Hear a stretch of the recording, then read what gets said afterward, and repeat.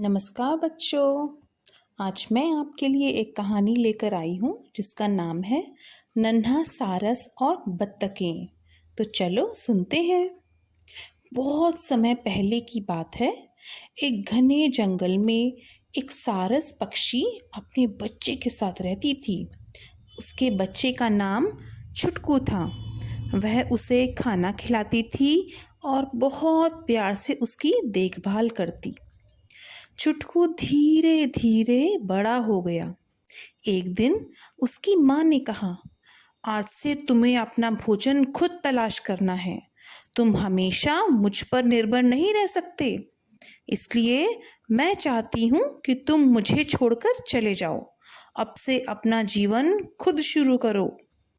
माँ के कहने पर वह छोटा सा छुटकू सारस भोजन खुद ढूंढने निकला। वह नदी के किनारे पहुंचा।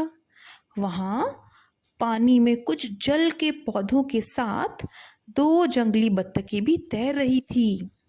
उसे देखकर एक बतख ने दूसरी बतख से कहा, चुप चुप, एक नया पक्षी हमारी नदी में भोजन की तलाश में आया है। छुटकू नदी के किनारे खड़ा हो गया। उसने कुछ मछलियों को तैरते देखा। वाह! उसने खुश होकर कहा, लगता है अभी मुझे बढ़िया भोजन मिलने वाला है। छुटकू अपनी लंबी चोंच से मछलियां पकड़ने की कोशिश करने लगा, लेकिन एक भी मछली नहीं पकड़ पाया। सभी मछलियां उसकी पकड़ से निकल जाती। उसकी चोंच गंदी कीचड़ से भरी थी, इसलिए वह मछलियां नहीं पकड़ पा रहा था। वह उदास हो गया कि शायद वो कभी भी मछली पकड़ना नहीं सीख सकेगा। दोनों जंगली बत्तखें उसे चिढ़ाने लगी। हा हा, अरे तुम कितने बेवकूफ हो, तुम तो एक भी मछली नहीं पकड़ सके। छुटकू को बहुत दुख हुआ। उसने एक बार फिर मछली पकड़ने की कोशिश की, लेकिन इस बार भी असफल रहा।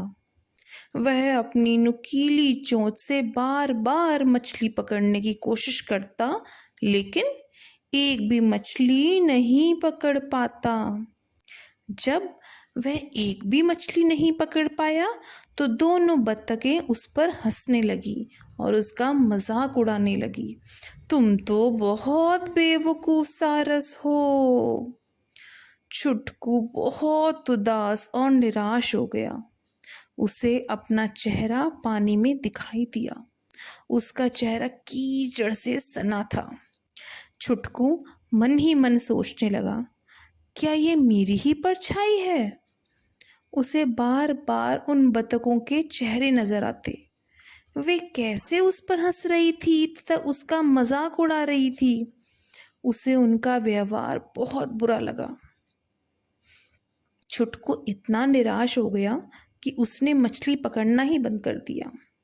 उसे खुद पर बहुत शर्म आई। उसने अपनी चोंच समेट ली और पंखों में दबाकर आंखें नीचे खड़ा रहा। छुटकू अपना आत्मविश्वास खो चुका था। उसमें मछली पकड़ने की इच्छा बिल्कुल ही खत्म हो चुकी थी। ठीक तभी बहुत सारी मछलियां उसके पांव के चारों ओर घूमने लगी। छुटकू ने ध्यान ही नहीं दिया कि इतनी सारी मछलियां उसके पैर के पास तैर रही थी। छुटकू निराश होकर वहीं लेट गया। तभी दोनों बत्तखों ने छुटकू को देखा।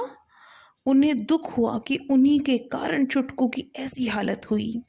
अब वे उसे सुधारने की कोशिश करने लगी। वे मछली पकड़कर छुटकू के पास ले गई। उन्होंने उससे माफी मांगी और उससे दोस्ती कर ली। तो सुना बच्चों आपने, जब बत्तखों को अपनी गलती का एहसास हुआ तो उन्होंने अपनी गलती को सुधारने के लिए कोशिश की। तो ऐसे ही अगर हमसे भी कभी कोई गलती होती है और हमें उस बात का पता लगता है कि हाँ हमने ये गलती की है, तो हमें तुरंत ही उसको सुधार लेना चाहिए। तो ये थी आज की कहानी। फिर जल्द मिलेंगे हम।